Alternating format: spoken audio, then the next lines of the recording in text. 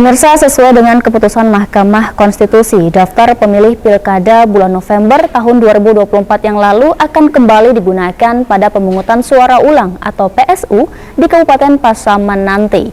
Dalam hal ini, KPU Pasaman kembali melakukan pencermatan terhadap data tersebut guna mengidentifikasi pemilih yang sudah tidak memenuhi syarat. KPU Kabupaten Pasaman melakukan pencermatan terhadap daftar pemilih yang digunakan di daerah tersebut pada Pilkada 27 November 2024 lalu. Hal ini berdasarkan keputusan Mahkamah Konstitusi yang memerintahkan KPU Pasaman agar kembali menggunakan daftar pemilih tersebut pada pemungutan suara ulang nanti. Sasaran dari pencermatan ini adalah pemilih yang tidak memenuhi syarat atau TMS dan terdiri dari 3 kategori, yakni pemilih yang telah meninggal dunia, pemilih yang telah beralih status menjadi TNI atau Polri.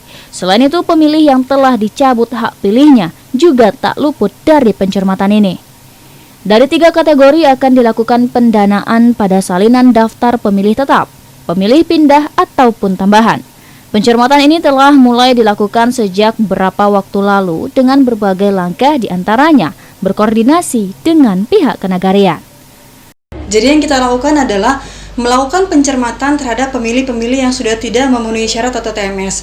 Yang pertama yaitu pemilih yang sudah meninggal dunia dari tanggal 27 November sampai dengan sebelum pelaksanaan PSU, kemudian pemilih yang sudah beralih status menjadi TNI atau Polri, dan pemilih yang dicabut hak pilihnya. Jadi pemilih dengan 3 kategori tersebut akan kita lakukan penandaan pada salinan daftar pemilih baik tetap, pindah maupun tambah, dan itu akan dilakukan pencermatannya oleh teman-teman PPK, PPS, dan KPPS. Jadi dilakukan TOT BIMTEK terhadap seluruh PPK dan PPS se-Kabupaten Pasaman, tentu untuk kita merimain kembali aturan-aturan yang harus diterapkan, yang harus dilakukan, karena memang ada beberapa penambahan seperti formulir yang harus diisi oleh pemilih apabila pemilih tidak membawa KTP atau identitas kependudukan, seperti apabila yang dibawa adalah SIM, maka pemilih tersebut selain dicatat di dalam kejadian khusus, maka harus mengisi salah satu formulir, yaitu formulir identitas pemilih. Jadi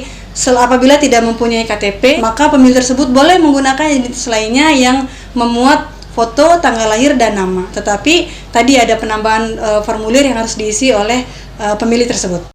Dari Kabupaten Pasaman, Ega Satria, Padang TV.